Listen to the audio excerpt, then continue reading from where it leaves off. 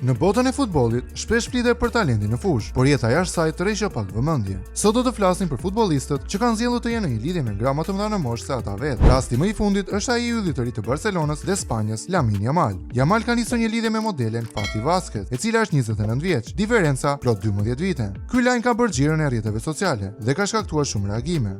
Një tjetër rast i ngjashëm është ai i Kylian Mbappé, i cili në vitin 2022 ishte në një lidhje me modelen transgjinore Ines Rau. Ajo ishte 32 vjeç, ndërsa Mbappé vetëm 23. Pra gjithashtu një diferencë prej 12 vitesh. Lidhja e tyre përfol shumë, por Mbappé nuk e fsheu asnjëherë afeksionin ndaj saj.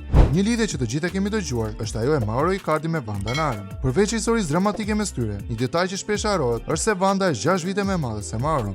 Një tjetër histori e famshme është ajo e Gerard Piqué dhe këngëtares Shakira. Lidhja e tyre zgjati më shumë se një dekadë dhe u cilësua si një nga çiftet më të njohur në botën e sportit dhe muzikës. Shakira ishte 10 vite më e madhe se Piqué.